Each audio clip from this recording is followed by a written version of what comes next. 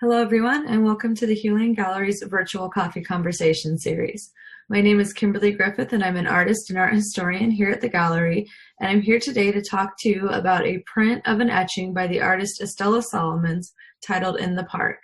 In addition to taking a closer look at this print, which is part of the gallery's collection, we'll also take a broader look at Estella Solomon's life, her larger body of artworks, and the contributions that she made to the Irish fight for independence, especially leading up to, during, and after the Easter Rising. So without further ado, I'll go ahead and minimize myself now, and we can start to take a closer look at the artwork.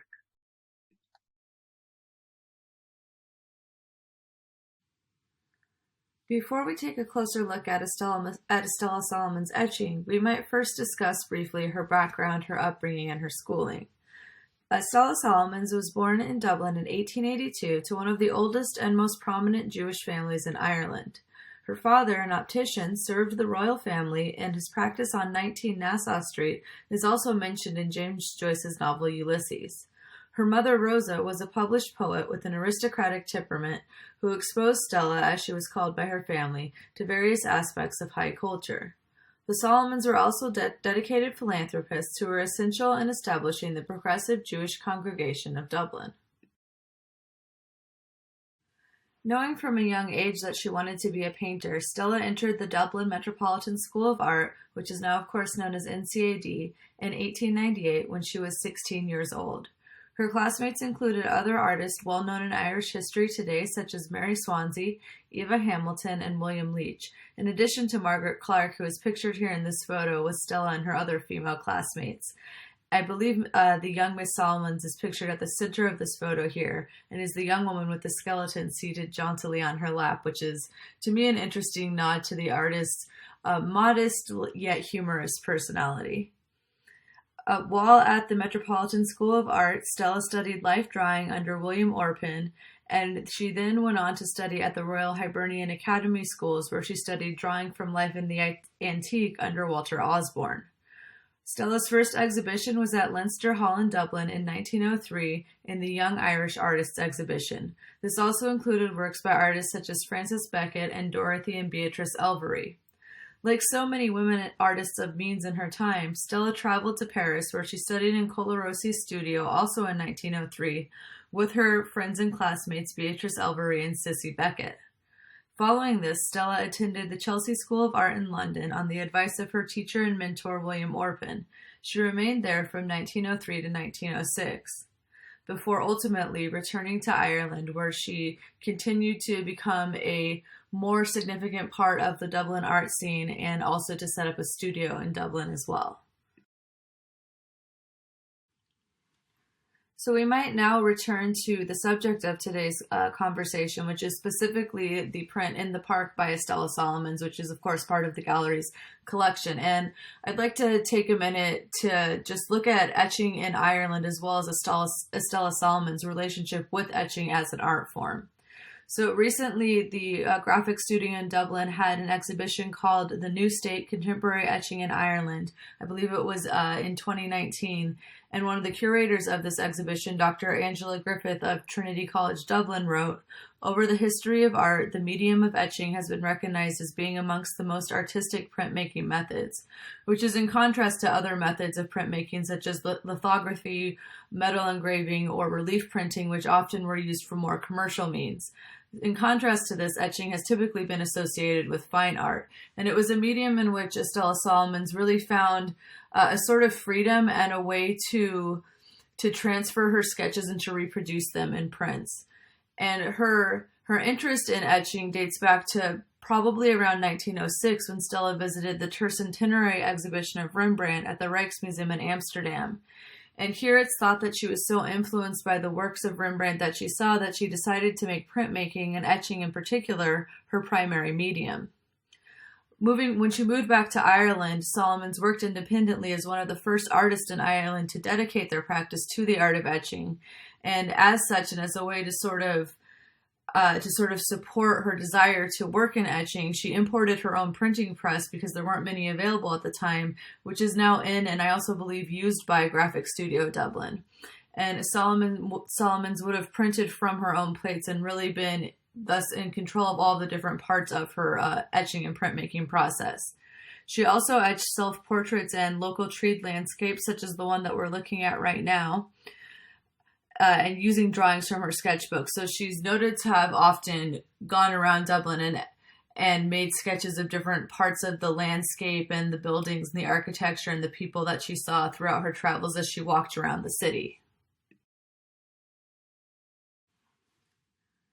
We're looking now at a print of Leinster Market, which is also a part of the Hugh Lane Gallery's collection. It's a print in the gallery's collection.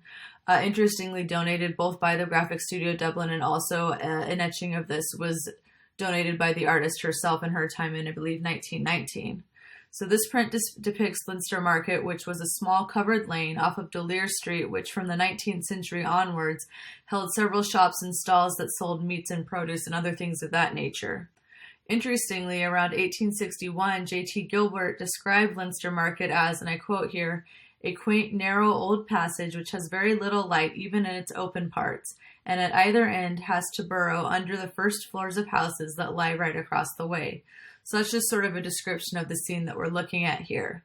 As I mentioned previously, Stella sketched often and broadly throughout Dublin. She depicted the rooftops and local inhabitants around her studio on Pearse Street, what's known today as Pearse Street, that is, as well as the city's slums and alleys and the grander architecture of the quays, often creating etchings and prints from these works that she sketched. She also often had to obtain official passes during the troubled years, since her work would take her within military precincts. So on one such day, while sketching Dublin's slums from Mullington Quay, Stella was questioned by the Royal Irish Constabulary, who became suspicious of her activities and banned her from sketching in public spaces. It's thought that this event likely contributed towards Stella joining the female Irish revolutionary group Come On to Man. So we might look now at Estella Solomon's political activities. And in an article written in her memoriam, the author wrote, "I remember her as a tall but slightly stooping, silver-haired and ivory-skinned, with chiseled features and what is often referred to as a Jewish nose, quietly spoken but still something of a grande dame." Stella was active in politics before and during the Irish War for Independence, and as I mentioned, she joined the Ranelagh branch of Come On to Man, a women's paramilitary organization, sometime between 1916 and 1918. She was one of 3 Jewish members of the branch, in addition to her friends, the Goldberg sisters. And it's worth noting here that in the early half of the 20th century, there were roughly 3,700 Jews living in Ireland, which represented only about 0.12% of the total population, so less than 1% of the total population. And though they were a minority, however, several Jewish individuals made significant contributions to the Irish fight for independence, and Estella Solomons was one of these such people. In fact, it was commonplace for contemporary Zionist writers to exchange ideas with the Irish nationalists who supported their cause. James Connolly is even known to have published his voting leaflets in Yiddish because he had such interest from members of the Jewish community in Dublin. Another notable person of Jewish heritage who was a key figure in the Irish fight for independence was the politician Robert Briscoe, who famously declared that being Jewish did not undermine his loyalty to the Irish Free State. He was later elected 12 times to the parliament. Another individual, Ireland's chief rabbi, Isaac Herzog, who later became the chief rabbi of Israel, became known as the Republican rabbi in Ireland during this period for his advocacy of Irish independence, and he stirred controversy in 1916 while serving the pro-royalist community of Belfast. Later in 1922, Rabbi Herzog was among the first to receive for his inspection the first Irish constitution, which included in it a clause on the freedom to practice Judaism in the proposed Irish Free State. For Stella, there was no need for her to reconcile her support of Irish independence with her Jewish faith. In fact, she interpreted the global Jewish demand for justice as a personal obligation to free Ireland. As part of Common to Man, on one of Estella Solomon's first tasks was distributing arms and ammunition, which she notably, in several stories, it talks about how she kept these hidden under the vegetable patch at the family home on 32 Waterloo Road. Her parents, whom she did not share details of her revolutionary engagements with, were notably surprised at her sudden interest in gardening during the Passover of 1916. Also around this time, her sister was visiting from London with her British Army officer husband, and at this time Estella stole his uniform and passed it on to the IRA so that they could use it in their endeavors. So she very much did whatever she could to aid the IRA and the volunteers in the struggle for independence, leading up to and also during the Rising. During the Rising, Solomon and several other Jewish women, including the Goldberg sisters, smuggled ammunition from Portobello, which was Dublin's Jewish quarter at the time, to Sackville Street, where the rebels had occupied the General Post Office and other strategic buildings. Overall, more than 200 women took part in trafficking ammunition under their long, voluminous skirts, and they were able to do so precisely because of the fact that they were women and therefore less detectable as potential threats when the British officers were looking for people. Stella was also well established in the Dublin art world by this time, and she used her considerable social connections to help raise funds for the Volunteers Dependence Fund, which sought to support families that were left destitute when men identified as instigators during the Easter Rising were sent to internment camps.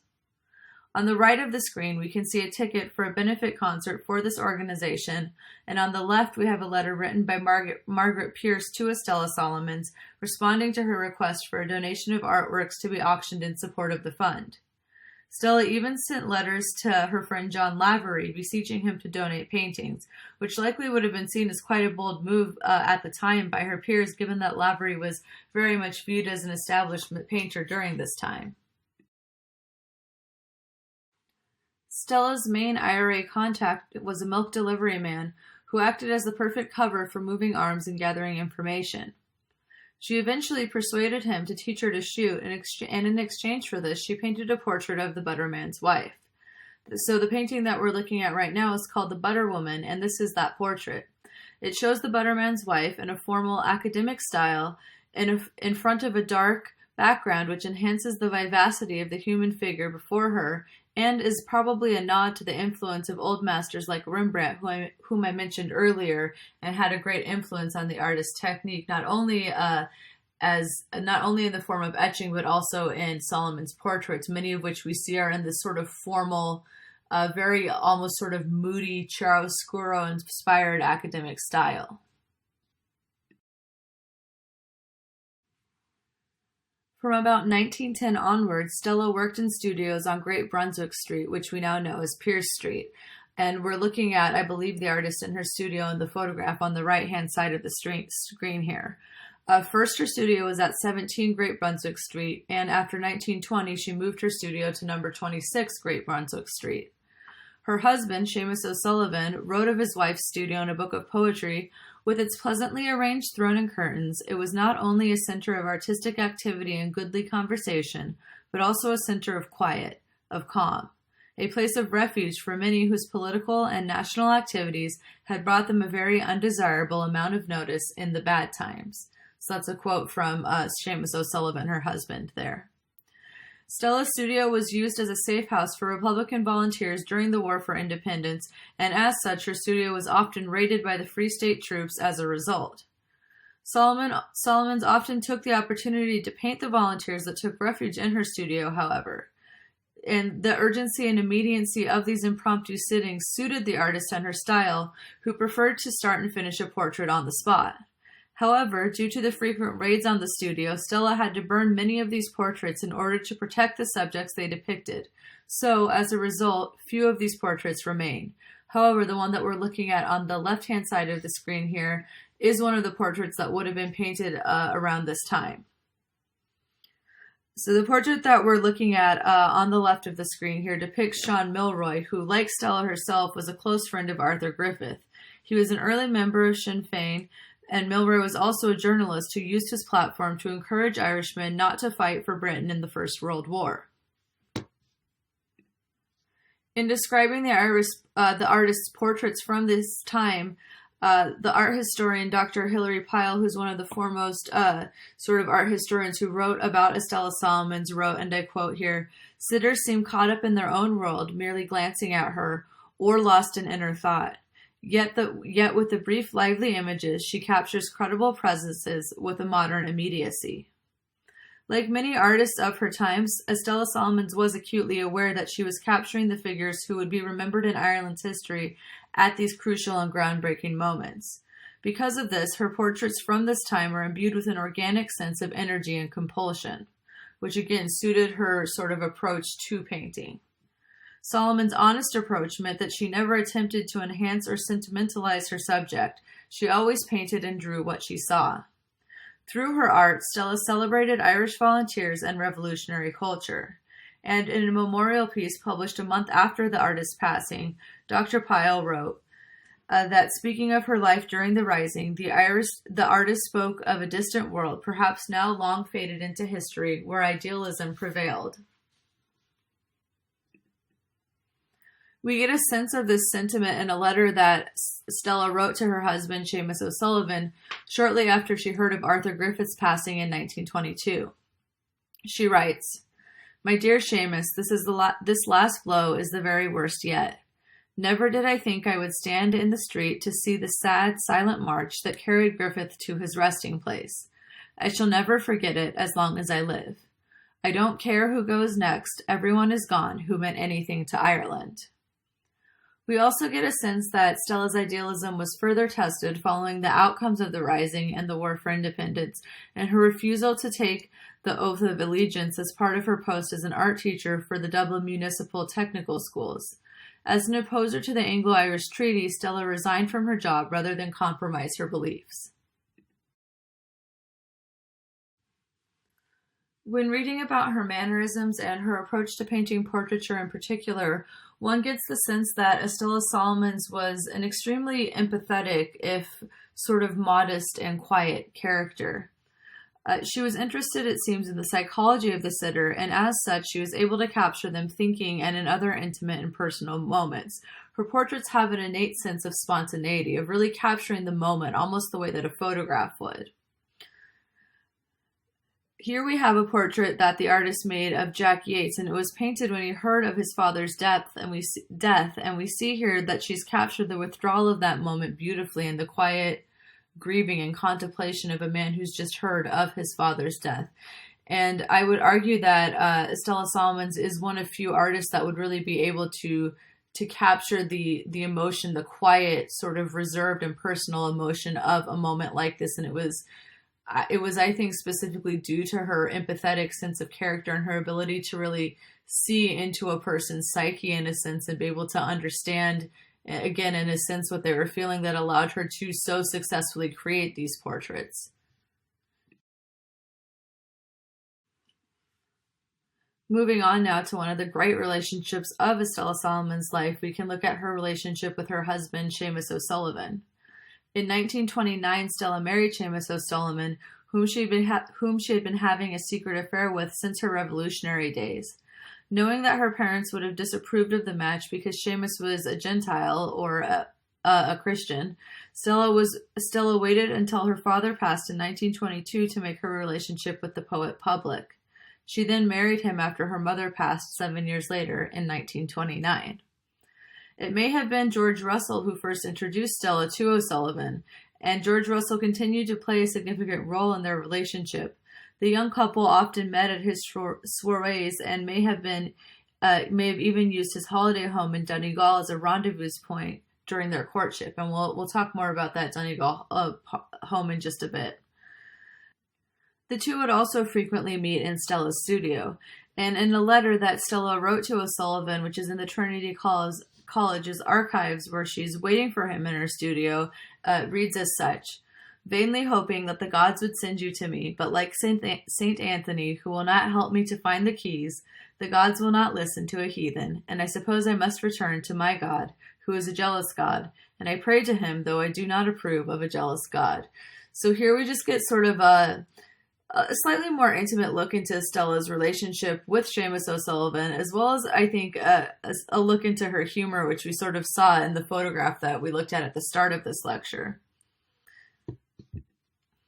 As I said, though, O'Sullivan and Stella may have met as early as 1904 in the pre-revolutionary times, meaning that by the time that they were married, the couple had been together for 25 years. Stella's marriage with O'Sullivan was famously happy, and Seamus was Stella's most frequent subject. The artist produced numerous portraits and casual scenes featuring her poet husband, such as the one pictured here, which is inscribed "Seamus reading with Lambay Island in the distance." Their home in Rathfarnham also became a sort of informal meeting place or salon for many leading Irish cultural figures. Known as the Grange, Stella and Seamus's Rathfarnham house became one of a handful of dwellings in which artists, writers, and thinkers met to discuss the topics of the time. It was here that the couple held their at-homes or Sunday salons. They were frequented by figures such as the mystic writer and artist George Russell, whom I mentioned previously, who Stella and Seamus often accompanied on painting trips to Donegal. In 1938, Stella and Seamus relocated to a house on Morehampton Road in Donnybrook, next door to Stella's lifelong friend and closest confidant, Katherine Goodfellow, whom we will discuss more in a bit. After the war, Stella chose to focus her energies on the artistic and literary culture of the budding Free State. Like many of her peers, Stella believed that an independent Ireland devoid of the arts would have little to offer its citizens. Solomons also continued to focus on her painting and was elected an associate member of the RHA in July 1925, though she didn't become an honorary member until 1966. However, her work was included in the annual members' exhibition every year for 60 years. At this time, Stella was very much at the nerve center of Dublin and Irish cultural life. Again, writing about Sullivan's, Dr. Hilary Pyle writes, "In fact, she never referred to her painting at all, only to the sitters, whom she had known intimately as friends of her own, and later as part of the circle she and Seamus O'Sullivan gathered about them in Rathfarnham and Morehampton Road in Dublin." So rather than being focused solely on her artistic practice, her artistic styles or techniques, Estella Solomon was very much interested in the company that she kept and the ideas of her famous friends, and in recording these people that she knew, as well as recording just the scenery around her, be it a nature scene, a landscape, or a sketch or etching of the street life of Dublin. Speaking of overall cultural contributions and being sort of a philanthropist or a supporter of the arts, we might briefly look now at Dublin Magazine, which was founded by Stella's husband, again, Seamus O'Sullivan, in 1923, though it was very much a collaborative effort between the couple. For her part, Estella Solomons provided vital financial support, particularly in sourcing advertising, which would have been a difficult task in the tough economic climate of the new Free State. Here we are looking at the December 1924 edition of the publication, which notably features a cover illustration by the artist Harry Clark. The magazine played a significant role in encouraging Irish art and literature in the 1920s. So this is just one other way that Estella Solomons and her husband Seamus O'Sullivan were significant contributors to the arts and cultural scene of Dublin, as well as being artists, a painter or a poet, depending on who you're talking about, in their own right. Another woman, the poet Kathleen Goodfellow, who published under the pen name Michael Scott, also used her financial resources to support Dublin Magazine and was the primary patron of the publication. The Solomons' home on Morehampton Road was also owned by Goodfellow, who owned many houses on the street, her wealth being primarily from family property. Goodfellow, as I mentioned earlier, was a lifelong friend of Stella's, who joined Commendaman at the same time as the artist. They are said to have met by chance during the Rising while sheltering from snipers on Mount Street. Regardless, the two remained friends for 50 years, and Goodfellow and Solomons were basically inseparable during this time. So here we're looking at a portrait of Goodfellow called Portrait of a Woman by the artist, which is an oil on canvas that's part of the Nyland collection at the Model Museum in Sligo.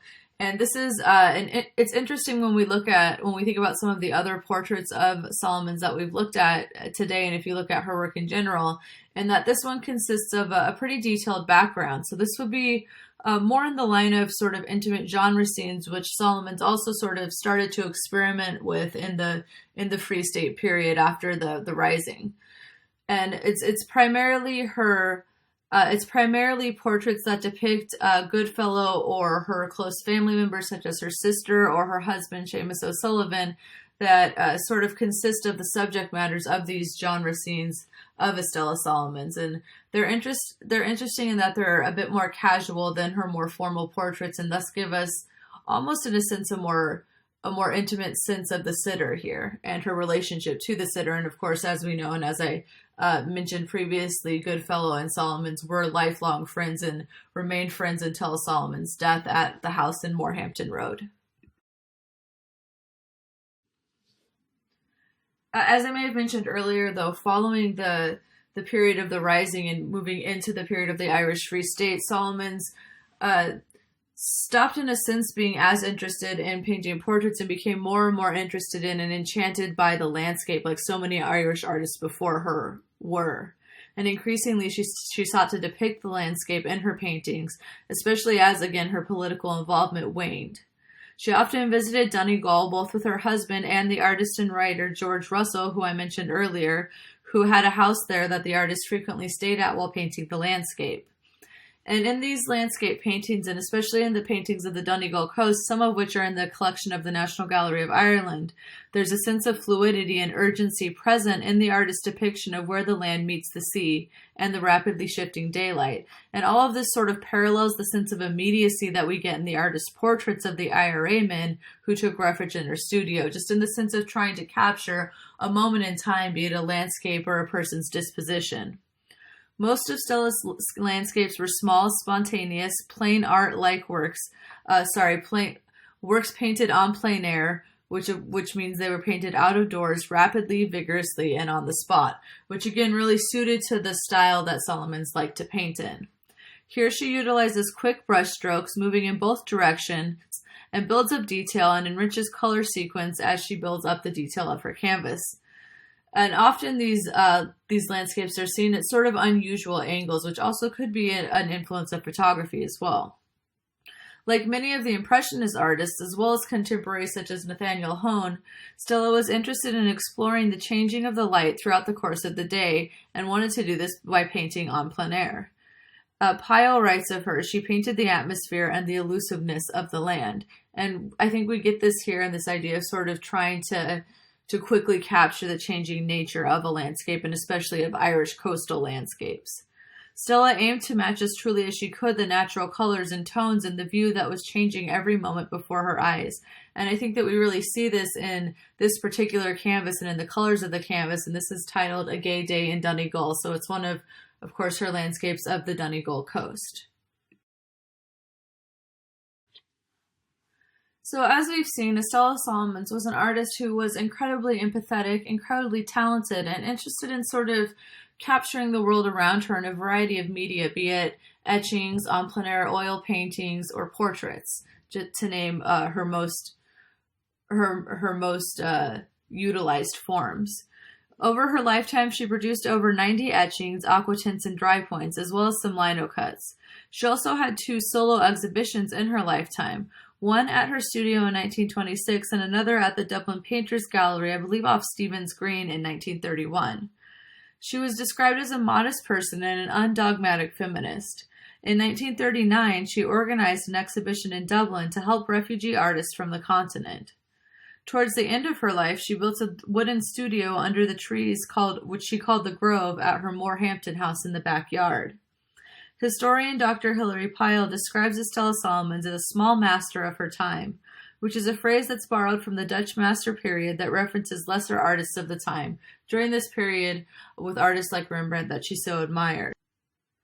In contrast to other artists that may have been her peers at the time, like artists like Mary Swansea and more modernist artist. Estella Salomons never herself sought the need to work in modernist or abstract forms in any sort of sense, but rather she developed her individuality within the conventions of her time, and she was able to take forms such as landscape painting, etching, and a more academic style portraiture, and to really make it her own and to shine through and through despite and potentially because of the different restrictions of these forms. Estella Salomons is part of a canon of female artists from her time who were hugely influential, regardless of the style of artwork that they worked in shaping the cultural life of the new Irish Free State leading up to and following the Rising.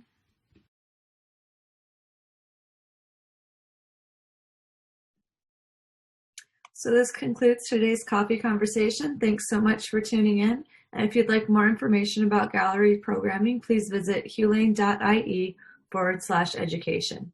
Thank you.